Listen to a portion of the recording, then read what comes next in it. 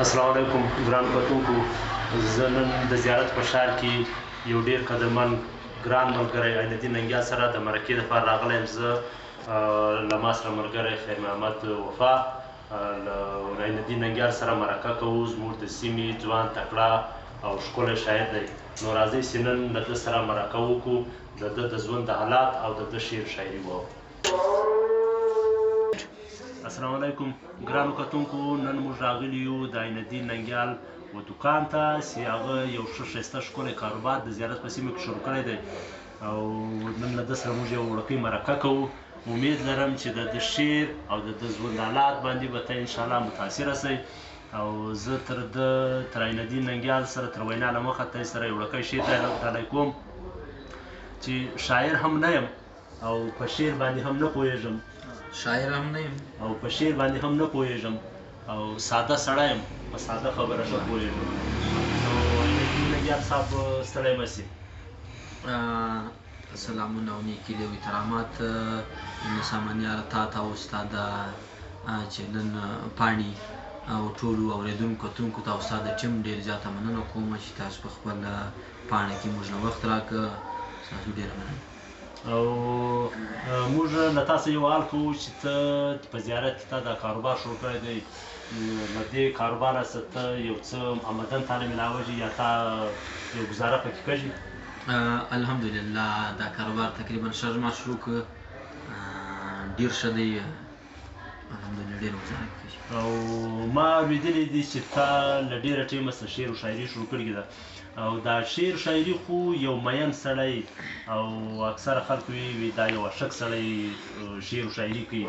نو تا دا شعر و شاعري له کومې وجې شروع کړې ده چې د زړه بړاس خلکو ته باسي؟ دا څه مسله ده؟ شعر و شاعري ما له ډېر کوچنیوالي څخه له شعر او شاعري سره مینه وه، پښتو ادب سره مې مینه وه، نو له دغې وجې د شعر میدان ته راشوه شوم. کور ودان او دا دی چې تا نن موږ ته کوم کلام وړاندې کوې؟ داسې کلام راته وړاندې کړه چې اورېدونکي هم خوند ځینې واخلي او کتونکي هم خوند ځینې واخلي. مننه. هیله کوم چې دا د ټولو کتونکو د خوښې وړ وګرځي. نو ستاسو د ټولو په اجازه یو غزل ده چې څو غلط یو جوړ کړي تصویرانو، څو غلط یو جوړ کړي تصویرانو، له توپک سره ولاړ ولو ځوانانو، او زموږ تصویر یې په سکرو سره جوړ کړی، زموږ تصویر یې په سکرو سره جوړ کړی، زموږ تصویر یې په سکرو سره جوړ کړی، توپک او قلم نه و که پر موږ باندې تاوان و، زموږ تصویر یې په سکرو سره جوړ کړی، قلم نه و که پر موږ باندې تاوان و، او توپک یې هم په هغه لاس کې ورا کړی.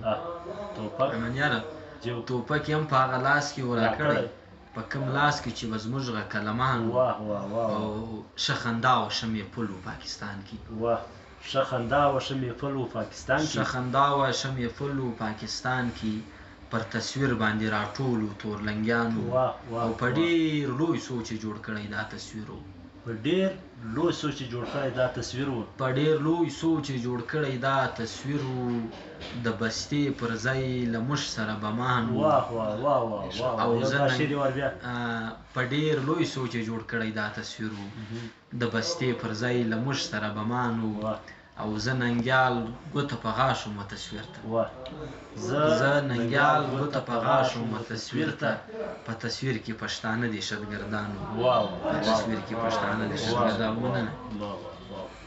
ډېره مننه، ډېره مننه ننګیال صاحب څخه. ګرانو کتونکو هیله لرم چې ته زموږ دا چینل سبسکرایب کړئ د ځوانانو غږ په نامه باندې.